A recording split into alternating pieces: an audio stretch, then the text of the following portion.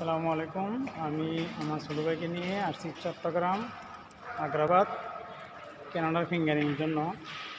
তো আমার ছোটো ভাই ঢুকছে ফিঙ্গারিং দিতে বিল্লা। ঢোকার পরে আমরা কাগজ টাগজ সবই ঠিক আছে। তো ওরা বলতে সিঙ্গিসার নাকি সমস্যা, ইংলিশে দিলেন বাংলায় দিয়ে আনেন। তো নিচে নামছি বাংলায় দিয়া, আবার উপরে উঠতে উঠতে তারা টাইম দিচ্ছে 5 মিনিট আমাদেরকে। আবার নামতে 5 মিনিট শেষ। ওটার পরে কয় না আজকে হবে না, আপনারা অন্য একদিন আসেন। তো আমরা ঢাকার থেকে আসছি এত কষ্ট করে, আমাদেরকে বলতেছে আরেকদিন আসলে ফিঙ্গারিং দিব। তো আমার ছোটো ভাই তো হতাশ, ভিতরে ঢুকছে। ঢোকার পরে সে বলছে ভাই চলেন দেখে। তখন আমার ছোটো ভাই একজন আছে অ্যাডভোকেট, সিঙ্গাপুর আছে, আরে ফোন দিলাম। তো সে কেউ থাকেন, লাইনে থাকেন, থাকতে ভিতরে ঢুকেন, ভিআইপি কোনো সিস্টেম আছে কি না।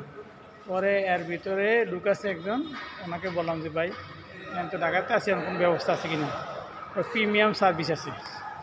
তো প্রিমিয়াম সার্ভিস কি ঢুকলাম, মানে এটা ঘুষ ৬,২২০ টাকা দিলে আপনার কম্পিউটার ওপেন হইব। তো ৬,০২০ টাকাতে ঢুকলাম। ঢোকার পরে ফিঙ্গারিং দিল, ৬,০২০ টাকা নিল। পরে আমাদেরকে এই ৬,০২০ টাকার বিনিময়ে যে গিফটগুলো দিছে, একটা পেপসি, মাফিন কেক ৫ টাকা, একটা হরলিক্স ৫ টাকা, একটা পানির বোতল, এগুলো দিছে। এগুলো প্রত্যেকটা দাম ১২০০ টাকা পড়ছে মাত্র।